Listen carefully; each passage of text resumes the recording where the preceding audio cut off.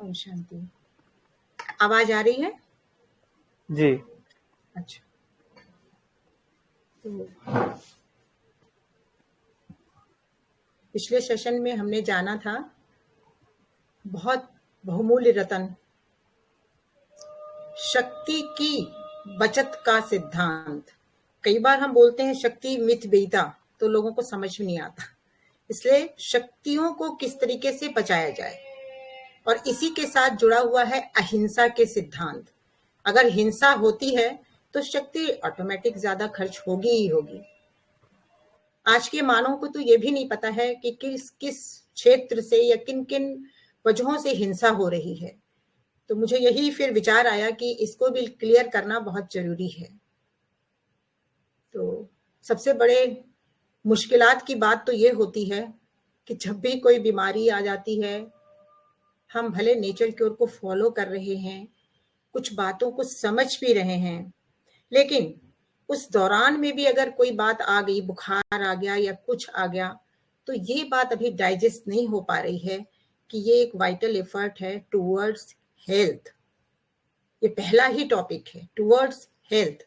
अगर मान लो कोई बात आ गई, हम थोड़े से बुखार में चले गए या कुछ हो गया, तो शरीर की अपनी प्रक्रिया है, तो उसमें हमें इतनी बेचैनी क्यों हो जाती है कि हम फटाफट उपाय, हम कुदरत को उपाय नहीं करने देते।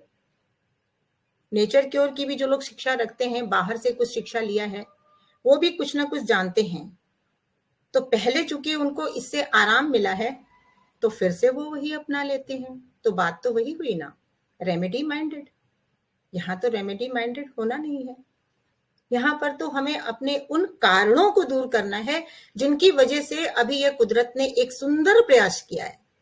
स्वस्थ रहना बहुत अच्छा लगता है, लेकिन जब हम बीमार या कुछ अनइजीनेस में आ जाते हैं, डिजीज भी कहना ठीक नहीं है, अनइजीनेस में जब हम आ जाते हैं तो फिर क्या होता है, हम यही सोचते हैं फटाफट ये भागे, कुछ ना कुछ हम उपाय कर लें, फटाफट भागे। अब पिछले जो हमने सब्जेक्ट दिया था वाइटल इकोनॉमी का, तो उसमें बताया कि जब कोई भी बात ऐसी आती है तो शक्ति का खर्च होता है।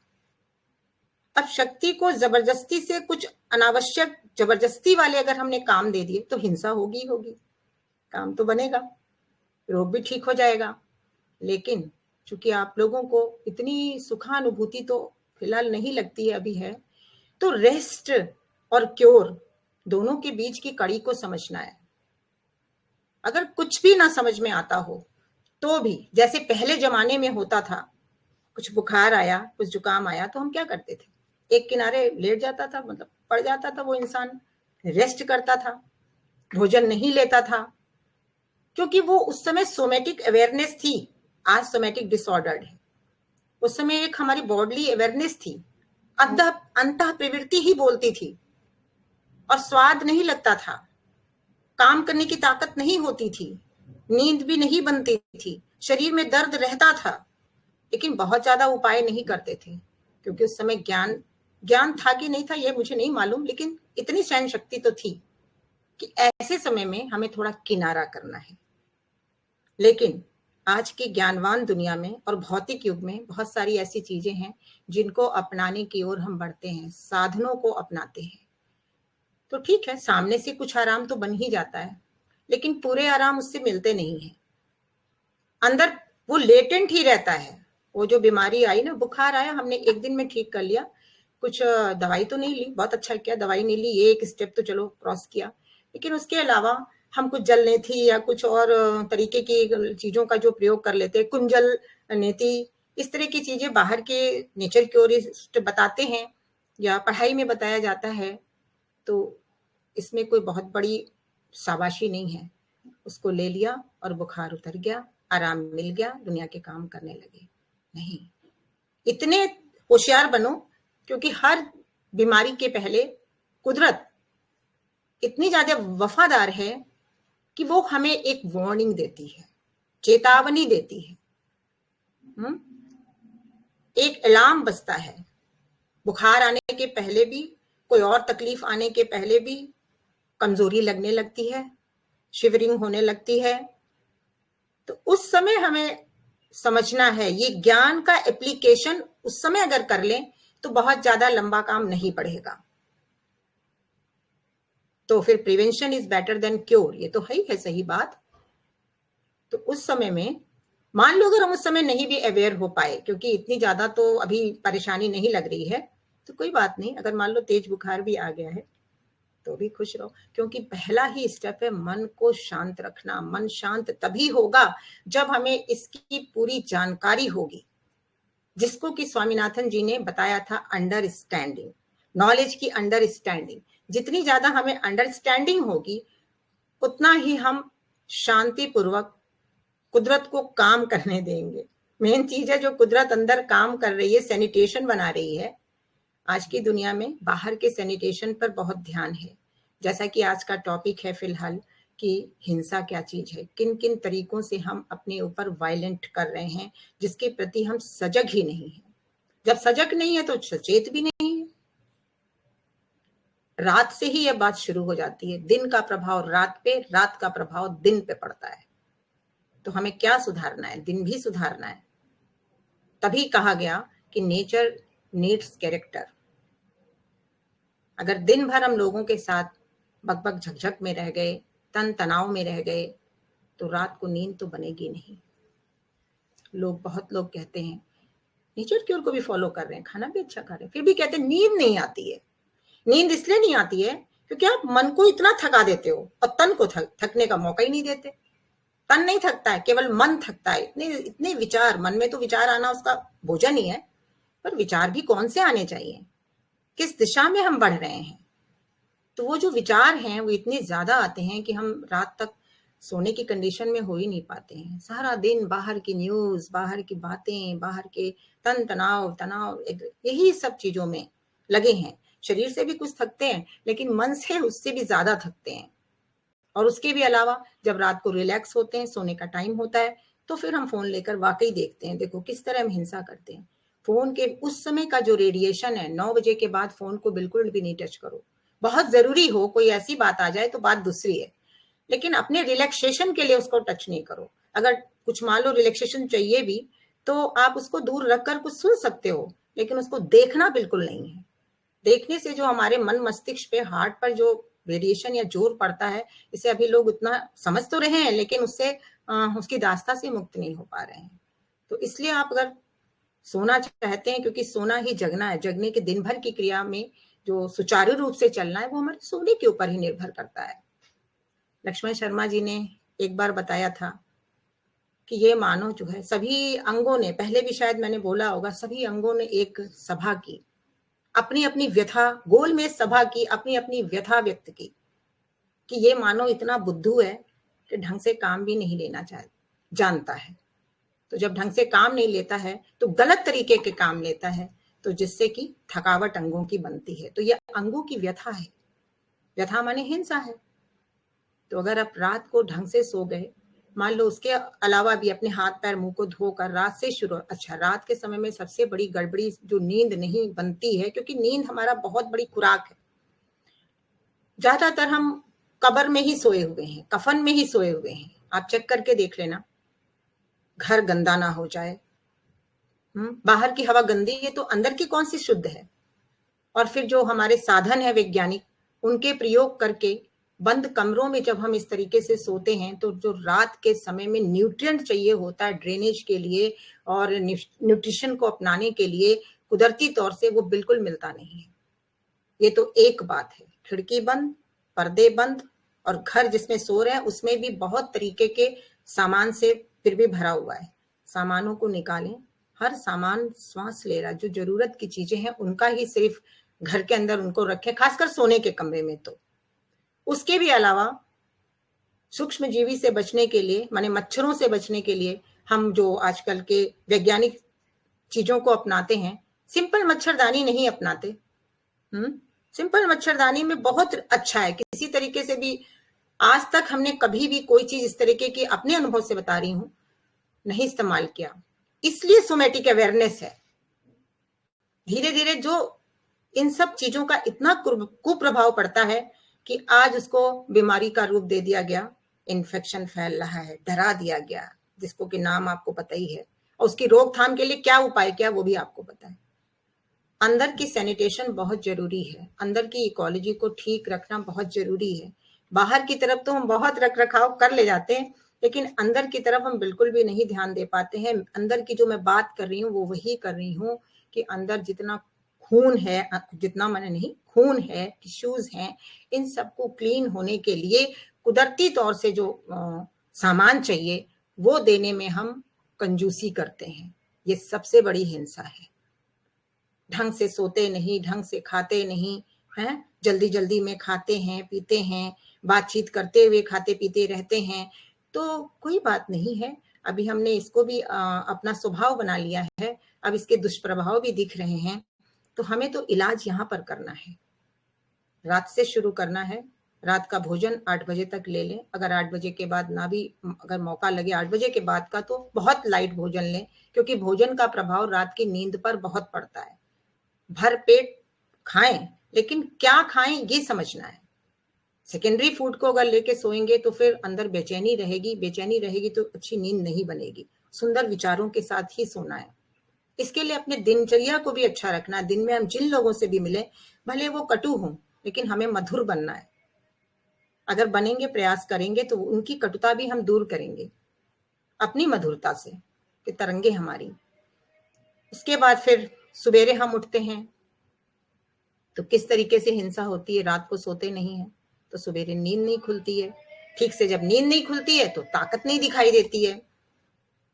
तो सुबेरे की जो चीज है उठने की, अगर रात में हमने ढंग से और दिन भर ढंग से अपना बिताया, तो उस रिजर्व में से हमें बिल्कुल ताकत कुदरत देगी, सहज रूप से देगी। और किसी भी प्रकार के इंतजाम के बगैर ही कुदरती क्लॉक से, जैसे सूरज जगता है, रोज जगता है, रोज अस्त होता है, वो तो नहीं इधर उधर भागता, आज कुछ देर या आज कुछ कम, ऐसा तो नहीं है। तो उस हिसाब से फिर हम जगेंगे, और जब जगेंगे तो हमें ताजगी एक महसूस होगी। अब यहाँ पर हिंसा कैसे होती है, एक तो जगते नहीं, वो हिंसा। दूसरे जब जगते हैं तो जगते ही कुछ ना कुछ अपने आमाशय को देने लगते हैं। अगर प्यास हो तो पानी पिए, गर्म पानी पीने लगते हैं, कोई चाय पीने लगता है, कोई कुछ करने लगता है। चलो नहीं भी करता होगा, फिर भी खुली हवा का सेवन नहीं करता, वहां पर भी मन फंसा हुआ है, माने मैकेनिकली फंसा हुआ है, क्योंकि वहां जाकर हमें बहुत ही ताकत तो नहीं है, विग्रेसली हिंसा करनी है, तरह तरह के कराने वाला करा रहा है, और हम उस तरीके से फिर योगा प्राणायाम भी करते हैं सुबह के टाइम में। कई बार मैं ये बोल रही हूँ इसीलिए क्योंकि आप इसके लिए पूरे क्वालिफाई नहीं है, अपनी वाइटल इकोनॉमी करनी है, बचत करनी है।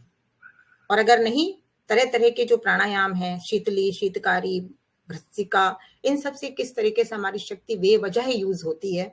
जो अंग ने अभी बोला कि हम ये मानो मुझसे सही ढंग से काम लेने की भी दशा नहीं जानता, काम लेना भी नहीं जानता, तो वाकई हम नहीं जानते हैं, हम करते रहते हैं, तो उससे हिंसा होती रहती है। हिंसा होएगी तो वाइटल इकोनॉमी कहाँ हुई। जब बचत नहीं होगी तो जब आप बीमार पड़ेंगे तो उसी पूंजी से तो आपको इलाज करना है, जो वो अंदर की शक्ति है। क्योंकि बाहर से तो कुछ भी उपाय कर लें, करना तो फिर भी प्राण शक्ति को, जीवित प्राण शक्ति अपने कोषाणुओं को ठीक करती है। तो इस तरीके से हमें समझना है कि हिंसा नहीं करनी है। सुबह से शाम तक सोचना, उठना, बैठना, फिर पूजा पाठ करते हैं। छोटी छोटी बातें तो बहुत सारी हैं, कहाँ तक मैं गिना पाऊंगी। पूजा पाठ करते हैं, धूप लुबान, अगरबत्ती, कपूर, ये सब चीजें जलाते हैं। चलाओ, पूजा करो, नहीं मना है, लेकिन खिड़की वगैरह अपना खोल के रखो, क्योंकि हर कुछ सांस ले रहा है, हर कुछ हमारी सांस और फेफड़ों में जा रहा है। बाहर का धुआं तो है ही, ये भी तो धुआं ही है ना। मन से पूजा करो, मन से किसी के लिए अच्छा कर दिया, बहुत अच्छी पूजा है। खान पान में किसी के कहने पर नहीं खाना है, अपने हिसाब से खाना है। जल्दी जल्दी, हड़बड़ हड़बड़, तेज किसी तरीके के दर्द में, गलत मिलावट और मिर्च मसाले वगैरह हम नहीं मिलाते, फिर भी मिलाते हैं, गलत बर्तनों में बनाते हैं, गलत तेल से बनाते हैं। छोटी छोटी गलतियां और हिंसा होती रहती है, और इस हिंसा का प्रभाव हमारे अंग के प्रदूषण पर पड़ता है। अंग जो अंदर रखे हुए प्रदूषित, यानी वो कमजोर होते जाते हैं, उनको रेस्ट भी नहीं मिलता। फिर हम बाहर की सफाई बनाते हैं, बाहर की माने शरीर में एनिमा वगैरह लेकर बाहर की सफाई बनाने की कोशिश करते हैं। तो जब आमतौर से जीवन शैली को समझ बूझ कर सुबह से शाम तक की तैयार कर लेंगे, तो फिर क्या होगा, खून शने शने साफ होगा, टिश्यूज साफ होंगे, नर्व में ताकत होगी। जब ये सब चीजों की सफाई बन के ये ताकतवर तैयार रहेंगे, तो कोई अगर तकलीफ भी आएगी, बीमारी भी आएगी, अटैक आएगा, एक्सीडेंट कुछ भी आएगा, तो ये सारे जो मजबूत बैठे हुए हैं ना पहलवान बन के अंदर, इनके द्वारा वो सारे निपट जाएगा।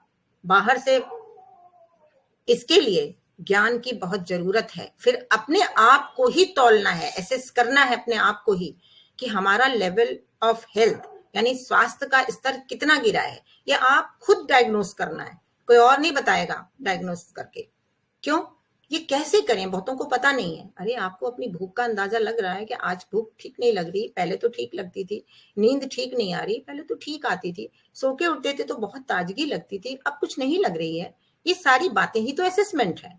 उस हिसाब से अपनी प्रोग्रामिंग हमें सारे दिन की तैयार करनी, बहुत ही प्राइवेट और पर्सनल मैटर है। तो नेचर क्योर नेचुरोपैथी नहीं है, बिल्कुल भी नहीं है। It's a way of living, रहन सहन का तौर तरीका। जितनी जल्दी ये सारे गूढ़ बातें या कॉन्सेप्ट क्लियर होता जाएगा, उतना आप अपने डॉक्टर बनते जाएंगे। जो आंतरिक खुशी अब तक नहीं सोच पाए, खुशी नहीं ले पाए, अभी भी नहीं ले पाए हैं, वो और मिलती जाएगी और खूब सारे काम आप कर सकेंगे। खूब सारे काम हम दूसरों को बताते हैं, बहुत बताते हैं कि सबका मन भी रहता है कि सेवा करें।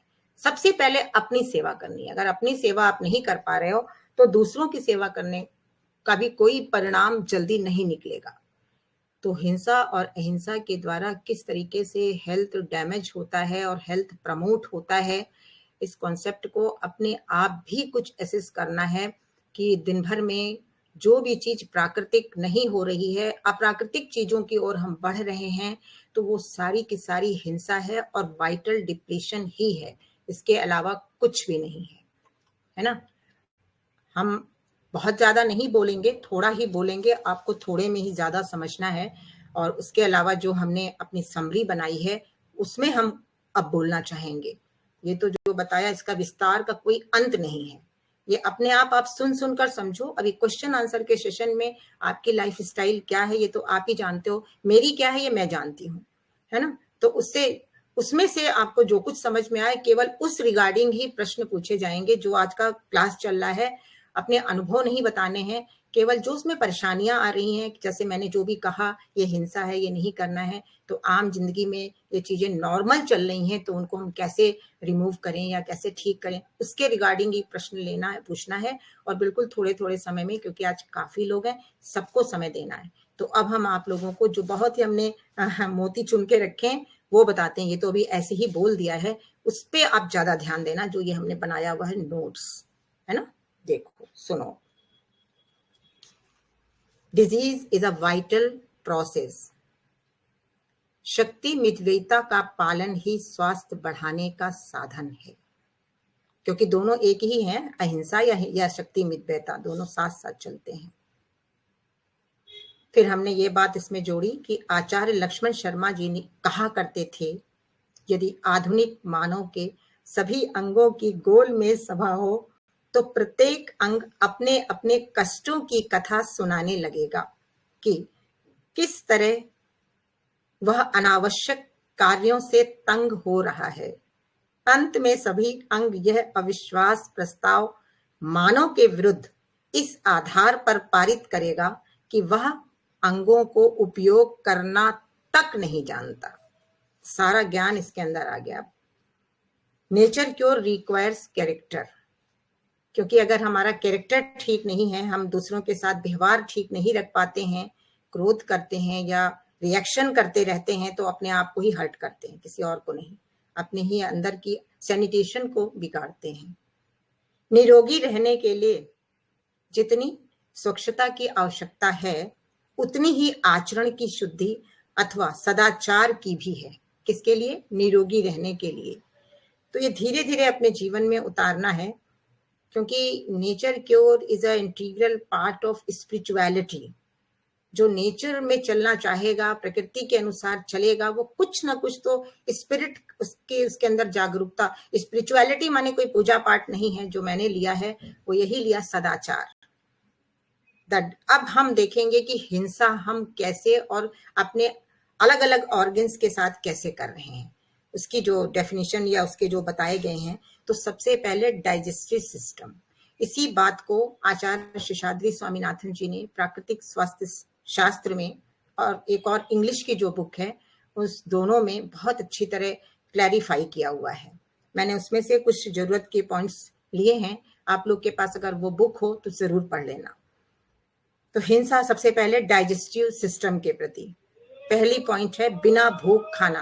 अपने आप को चेक करते जाओ, बिना भूख खाना, थकावट में खाना, अशांत अवस्था में खाना पीना, भोजन के तुरंत बाद भारी काम करना। कई बार पड़ जाते हैं तो हमें ये देखना है कि काम अगर भारी है तो हम भोजन को कम कर लें, हल्का भोजन लें। जैसे ऑफिस जाना है, कुछ जाना है, तो भूखे नहीं रहना है। प्राकृतिक भोजन अगर लेंगे तो खून की शुद्धि रहेगी, काम बनेगा। हड़बड़ाहट में खाना, वो ब्रेड लेके ना सैंडविच हड़बड़ाहट में खाते पीते रहते हैं। अधिक खाना, 2 बार से अधिक। अधिक खाना भी हिंसा है। ये सारी हिंसा कैसे हो रही, इसको पलट देंगे तो अहिंसा हो जाएगा। लेकिन चूंकि हम यही सब कर रहे हैं तो हम चेकआउट अपने को करें। मिर्च मसालों से युक्त तले पदार्थ लेना, कुछ कम लेते हैं लेकिन फिर भी लेते हैं। बनाकर भोजन को उसी बर्तन में ही रख देना, है ना। बर्तन माने कि जिसमें बनाते हैं बहुत देर तक उसमें नहीं रखें, दूसरे बर्तन में निकाल कर और जल्दी उसको यूज करना है। सब्जी की अति अल्प मात्रा और फलों को मिलाकर खाना। सब्जी की अति अल्प मात्रा लेना और फलों को मिलाकर खाना। भोजन के साथ कुछ फल भी मिला लेते हैं, अनार वगैरह। थोड़े बहुत तो हम भी बता देते हैं कि आप अगर स्प्राउट डाल ले हो, थोड़े से अनार बच्चों को देना है, अनार डाल दो थोड़ा अच्छा बनाने के लिए। लेकिन जो बीमार हैं उनको तो बिल्कुल अलग ही इसको रखना है, क्लासिफिकेशन इसको करके रखना है। बीच बीच में जल का सेवन है, बीच बीच में जल का सेवन। पाचक अंगों को आराम न देना, बीमारी में भी खाते रहना। जोर लगाना, देखो ये भी जोर लगाना। रेचक दवाइयों का सेवन, है ना, हाजत में जोर लगाना। ये भी डाइजेस्टिव ऑर्गन का, कि पूरा हमारा डाइजेस्टिव ऑर्गन तो यहाँ मुंह से शुरू होता है, इसोफेगस वगैरह सारे पार्ट एनएस तक जाता है। जोर लगाना और रेचक दवाइयों का सेवन। सेवन माने हमारे आमाशय में ही वो भोजन जा रहा है, चाहे हम इसफगोल ले रहे हैं या कुछ और त्रिफला ले रहे हैं, चूर्ण ले रहे हैं, क्योंकि आजकल बताने वाले भी तो बहुत है ना। इस तरीके से अगर हम लेते रहेंगे। अब देखो गर्मी का मौसम है, ये बताया कि डाइजेस्टिव सिस्टम के प्रति हिंसा। अब आप कहेंगे कि हम क्या गर्मी से परेशान होते रहें? गर्मी से तो परेशान इसलिए होते हैं, वो ऊपर की गर्मी, अंदर अगर सही ढंग से अंग काम कर रहे हैं, खून साफ है ना, तो इतनी गर्मी सच में नहीं लगती है। अंदर अगर गर्मी खाने पीने से ही तो बढ़ती है, खाना पीने में मिर्च मसाला है या अनाज है या बिना भूख के खाया है, तो इन सब से अंदर की इकोलॉजी कुछ डिस्टर्ब होती है। नहीं तो ऐसा कुछ नहीं है। जब पंखे वगैरह नहीं थे तब भी ठीक है, तब उस तरह के मकान भी थे, लोगों को गर्मी तब भी लगती ही रही होगी, लेकिन इतनी नहीं लगती। अभी जो हम ठंडक पा रहे हैं, गर्मी मिटा रहे हैं, केवल ऊपर के अंगों की मिटा रहे हैं, बाकी अंदर की नहीं मिटा रहे हैं। अंदर तो खूब गर्मी है। मैं तो ये भी कहना चाहूंगी कि रात को जब आप सोते हैं तो आपको खिड़की खोलनी है, एसी नहीं चलाना है। तो जो गीली पट्टी आपको बताई थी, गीली पट्टी को आप लेकर गीला कर लें, पेट के ऊपर भी थोड़ी देर लगा लें। मान लो पेट के ऊपर ना भी लगाएं, अपने माथे के ऊपर एक ऐसे रख लें गीली पट्टी, या गले के ऊपर थोड़ी देर रख लें, या कहीं और अंग में बहुत गर्मी आ रही है तो थोड़ी देर उसको रख लें। पंखे की हवा ही इतनी शीतल हो जाएगी, वही कूलर एसी सब चलेगा। अदरवाइज आप कूलर का प्रयोग करें, जिसमें कि दरवाजे खुले रहते हैं और बाहर की हवा भी कुछ आती रहेगी, क्योंकि हवा बाहर की जैसी भी है फिर भी उसके अंदर कुछ न्यूट्रिएंट्स तो है ही, वो आर्टिफिशियल तो नहीं ही कही जाएगी, है ना। तो इस तरह से अगर करेंगे तो खाना भी पचेगा और सुबह हमें जगने पर वो शक्ति फिर दिखाई देगी। अभी हम बताते हैं दूसरा पार्ट। ये डाइजेस्टिव सिस्टम के लिए था हमारी हिंसा। फिर दूसरी रेस्पिरेटरी सिस्टम के लिए। रेस्पिरेटरी सिस्टम जो हम सांस लेते हैं, वहां पर हमारे फेफड़ों के लिए हल्की सांस लेना। वजन ज्यादा है, स्लगिश जिंदगी है, तो हम हल्की सांस लेते हैं, गहरी सांस ले ही नहीं पाते, तो अंदर के अंगों में थकावट रह जाती है, गंदगी पड़ी ही रह जाती, बाहर आती ही नहीं है। काय स्थिति, रॉन्ग पोस्चर। सांस के लिए देखो, अगर हम ऐसे बैठ गए, ऐसे झुक झुक के, काय स्थिति रीढ़ की हड्डी में जानी चाहिए। काय स्थिति, रॉन्ग पोस्चर। सोते उठते बैठते, इसको भी चेकआउट करना है। गंदी हवा में सांस लेते रहना। गंदी हवा सबसे ज्यादा तो अपने घरों में ही होती है, जो हम कहते हैं नहीं मेरा घर तो बिल्कुल क्लीन है। जैसा मेरा अनुभव है, गंदी हवा जब हम बंद कमरों में सोते हैं, पर्दे बहुत पड़े रहते हैं, रोज तो धुल नहीं सकते, और भी सामान गद्दे वगैरह हर जगह डस्ट या इस तरीके, वो भी सांस लेते हैं और कार्बन ही छोड़ते हैं। तो इस तरह हमें सोचना है कि गंदी हवा क्या है, इसके बारे में भी विचार करें। जरा विचार सागर विचार करेंगे ना, तब कुछ मंथन निकलेगा। फेफड़ों की मजबूती के लिए हिंसक प्राणायाम, जैसा पिछले अभी हमने बोला कि फेफड़ों की मजबूती के लिए हिंसक प्राणायाम खूब आजकल दबा के लोग कर रहे हैं, प्राणायाम दबा के कर रहे हैं। कहते हैं इस टाइम को तो हम कहीं और नहीं दे सकते। आज चूंकि मैं भी जाती हूँ, आज की बात थोड़ा सा आपको शेयर करती हूँ। मैंने एक पिकनिक प्रोग्राम आज रखा 5:30 बजे। एक ऐसा स्थल है जहां पर वो आध्यात्मिक है, वहां पर कुंड सा बना हुआ है और बड़ी प्राकृतिक सी वातावरण है। तो एक फैमिली और 2-4 और लोग, तो हमने कहा चलो आज वहां चलते हैं, हवा खा के आएंगे। गाय है, उसका बच्चा है, उसके साथ खेलेंगे, खूब खुली हवा में खेलेंगे, कुंड के पानी से छींटे मारेंगे, पहाड़ियों पे चढ़ेंगे। ये है कुदरती कुदरती प्राणायाम। कुछ लोगों को और कहा तो उन्होंने कहा नहीं नहीं, हम योगा के टाइम में नहीं जा सकते, शाम को अगर आप चलोगे तो हम चलेंगे। देखो इतना ज्यादा मतलब दास्ता है, इतनी ज्यादा गुलामी है, ये कहाँ से नेचर कहा जाएगा। हमें स्वभाव में जीना है, स्वभाव हमारा जो कहता है उस हिसाब से अगर हम चलेंगे तो अंदर खुशी मिलेगी, ताकत मिलेगी और हिंसा भी नहीं होगी। चलो भाई छोड़ दो, कोई बात नहीं है। तो भर्सिका, कपालभाति, शीतली वगैरह करना, टाइट वस्त्र पहनना, सिंथेटिक पहनना, जो आजकल लोग समझ रहे हैं, बाजारों में तो यही मिलते हैं, उसको भी कॉटन ही कह देते हैं। तो ये हमारी रेस्पिरेटरी सिस्टम को और तो बहुत विस्तार है, लेकिन सॉर्ट आउट करके ही इतना निकाला गया। Skeleton system and muscular system के प्रति जो हम वायलेंस कर रहे हैं वो अब समझना है। पहली बात है शारीरिक परिश्रम की न्यूनता। शारीरिक परिश्रम हमारा ज्यादा नहीं होता, खूब आप कुछ भी ना करें, सुबह उठ के अच्छे से वॉक करें, लंबा वॉक करें, खुली हवा में वॉक करें, तो और घर के काम काज अपने कर लें, हर काम तो अपने ही है। शारीरिक परिश्रम की न्यूनता, स्लगिश लाइफ बिताना, गलत तरीके के जूते चप्पल मोजे, जो मोजे नायलॉन वगैरह के होते हैं हम पहने रहते हैं, तो कनेक्शन हमारा हवा से कट जाता है ना। तो स्केलेटन पे जो आजकल बीमारियां आ रही हैं, हमारे मस्कुलर सिस्टम कमजोर हो रहा है ना, मांसपेशियां कितनी कमजोर हैं इस समय। प्रतिदिन एक ही स्थिति में खड़े होकर कार्य करना, बहुतों को तो जबरन करना पड़ता है, लेकिन कुछ लोग तो एक ही पोजीशन में बैठे ही रहते हैं। अरे बैठो, मान लो ऑफिस में भी बैठो, थोड़ी देर बाद कुछ पट्टी आंखों पे रख लो, गीली पट्टी, फिर थोड़ा सा एक हल्का सा ही उठ जाओ, कुछ ना कुछ, क्योंकि जहां हम दबाव पड़ता है वहां पर खून का संचार ऑटोमेटिक कम होने लगता है। प्रतिदिन एक ही स्थिति में बैठे रहना, है ना, इससे पैरों में रक्त संचरण बिगड़ता है। तो ये सारी बातें हमें अच्छी तरीके से अपने अंदर समझनी है। फिर सबसे बड़ी जो हिंसा कर रहे हैं नर्वस सिस्टम के प्रति, जहां हमारी सोच वगैरह भी आती है, और भी कई तरीके की बातें इसमें हैं। Nervous system and glandular system, जो हमारे ग्लैंड मुख्य अंग हैं, सबसे मुख्य, नर्व तो बहुत ही मुख्य है।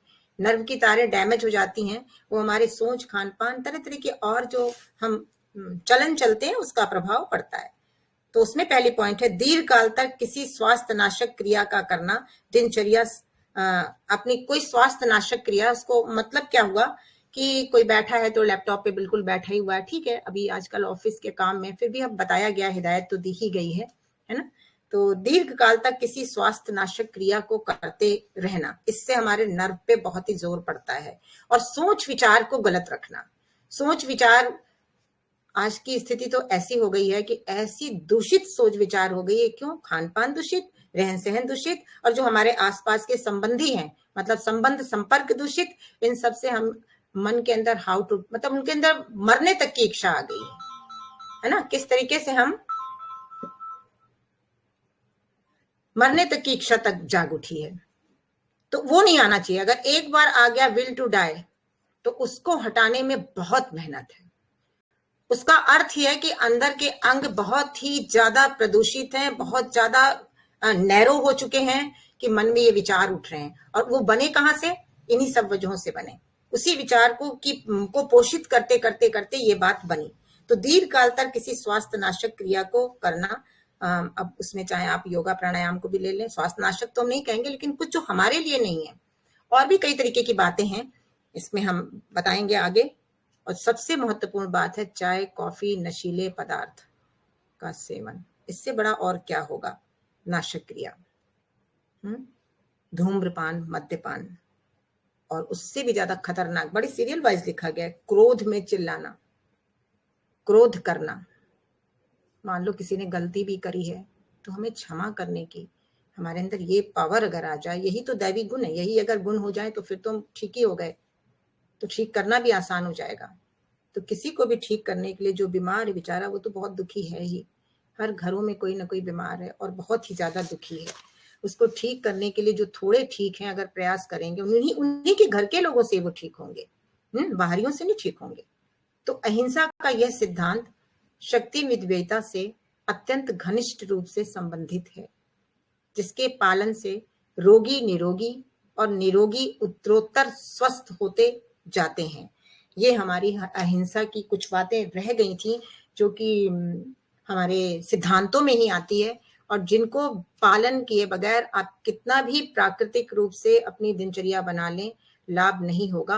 वैसे तो बहुत बड़ा चैप्टर आता है कि हम अहिंसा में ही आता है कि किस तरीके से हम सदाचार बोलते हैं कि सत्यनिष्ठ रहें, हैं, और सहनशील रहें, दूसरों को क्षमा भाव रहे। अब ये सब चीजें तो आप आजकल सत्संगों से भी सीख सकते हैं, उनका सहारा लेकर, लेकिन इनके बिना काम नहीं बनेगा। जब तक हमारे अंदर ये सारे व्यवहार नहीं आएंगे, तब तक अंदर के अंगों को भी रिलैक्स नहीं मिलेगा, और आपके द्वारा अगर कोई रिलैक्स नहीं हो रहा है तो आप पक्का जानो आप तो रिलैक्स हो ही नहीं सकते हो। इसलिए अपने अपने घरों को, अपने अपने घर में जितने लोग हैं, सबके साथ अपना व्यवहार परिवर्तन फौरन करना शुरू कर दें। पहले जिन बातों के ऊपर क्रोध और दबाव डालते थे, क्योंकि इन सब का प्रभाव हमारे नर्व पे और ग्लैंड पर बहुत बुरा पड़ता है। अगर ये दोनों बैठ गए, तब इच्छा जागती है कि जीने का कोई फायदा नहीं है। उनको वापस लाना बहुत मुश्किल होता है, लेकिन फिर भी प्रयास करने से क्या नहीं हो सकता है।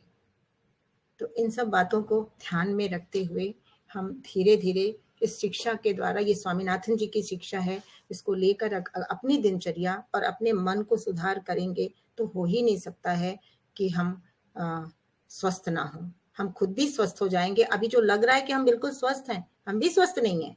अगर हम स्वस्थ हैं तो हम दूसरों को दुख दे ही नहीं सकते हैं।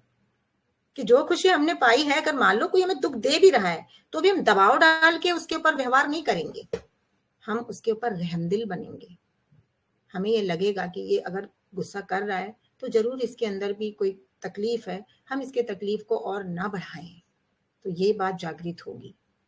तो आज हमारा टाइम हमारी घड़ी के अनुसार पूरा हो चुका है, और हम टाइम मैनेजमेंट के ऊपर फोकस करना चाहते हैं। आप लोगों से भी यही हमारी इल्तिजा है कि टाइम को देखते हुए, क्योंकि इसकी रिकॉर्डिंग हो रही है, हम ऐसे बैठ के बातचीत नहीं कर रहे हैं, औरों को भी ये सुनना है, तो टाइम का देखना बहुत ज़रूरी है। आज के लिए इतना ही काफ़ी है। आगे जो भी हम चैप्टर लेंगे उसको हम बताएंगे, अभी नहीं बोलेंगे, हम बाद में सोचकर उसका मैसेज जाएगा आपके पास। तो आज के लिए आप सबका बहुत बहुत धन्यवाद। अब आपकी बारी है। जी शशि जी, आपका बहुत बहुत धन्यवाद आज के सेशन के लिए। और आज के सेशन से रिलेटेड जैसे आपने बताया कि हम लोग हिंसात्मक और हिंसात्मक तरीके से कैसे अपनी वाइटल इकोनॉमी को क्षतिग्रस्त करते हैं, जैसे कि आपने बोला कि आपसी संबंधों में जब तक आप सुधार नहीं लाएंगे, तो मिठास नहीं लाएंगे, तब तक ये हमारा थोड़ी सी लीकेज है वो होती रहेगी। तो इस पे ध्यान देना जरूरी है। तो आज के सेशन में हम लोगों ने यही जाना कि आपसी संबंधों में सुधार और खान पान तो है ही, इसके साथ हम आगे बढ़ेंगे तो हम लोग अच्छे से ग्रो कर पाएंगे। तो आपका बहुत बहुत धन्यवाद। आज के जी स्वस्थ रहेंगे। अभी मैं इस सेशन को 2 पार्ट में डिवाइड कर रहा हूँ, तो इसको मैं अभी स्टॉप करके 1 मिनट के लिए स्टॉप करता हूँ। फिर नेक्स्ट सेशन जब मैं स्टार्ट करूंगा तो मैं आपको बताऊंगा। सब लोग अपने अपने आज के सेशन से रिलेटेड कुछ भी क्वेश्चन है तो पूछ सकते हैं। 1 मिनट में ले